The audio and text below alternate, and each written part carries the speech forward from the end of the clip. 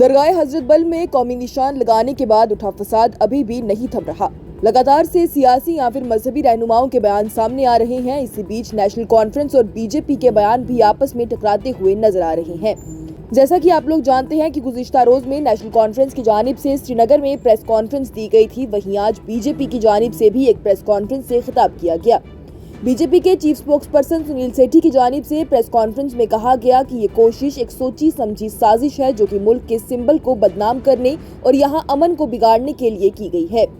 ان کا کہنا تھا کہ جو لوگ اس میں سیدھے سے شامل ہیں ان کے خلاف کڑی کارروائی ہونی چاہیے اور جو لوگ لوگوں کو اکساتے ہیں یا اس حرکت کو جسٹیفائی کر رہے ہیں ان کو بھی ذمہ دار ٹھہرایا جانا چاہیے۔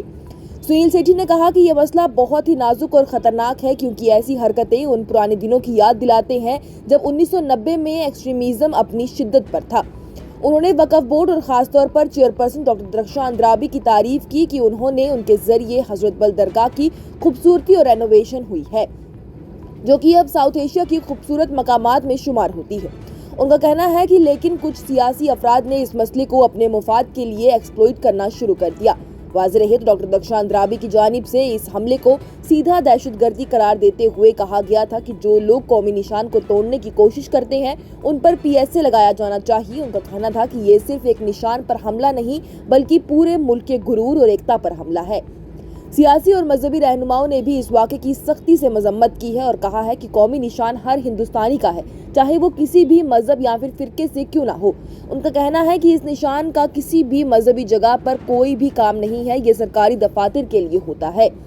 نیشنل کانفرنس اور دوسرے سیاسی لیڈران کے بھی اس مسئلے پر بیانات سامنے آ رہے ہیں، لیکن بی جے پی کی جانب سے انہیں پرووکیٹو اور اکسانے والے یا پھر غلط انفارمیشن پھیلانے والے قرار دیا گیا ہے۔ سنیل سیٹھی نے کہا ہے کہ پاکستان اور دوسرے دشمن ملک اس مسئلے کا فائدہ اٹھانا چاہتے ہیں، لیکن انہیں پورا یقین ہے کہ کشمیری عوام اب اس جھانسے میں نہیں آئے گی کیونکہ وہ پہلے بھی اس طرح کے جھانسے اور چال بازیاں دیکھ چکی ہے۔ مزید انہوں نے زور دے کر کہا ہے کہ قومی نشان کسی ایک پارٹی کا نہیں ہے بلکہ پورے ملک کا ہے اور ایسے سیاست کے ذریعے اسے بنا کر فساد پھیلانے کی کوشش کبھی بھی کامیاب نہیں ہوگی۔ Bureau report, news insider.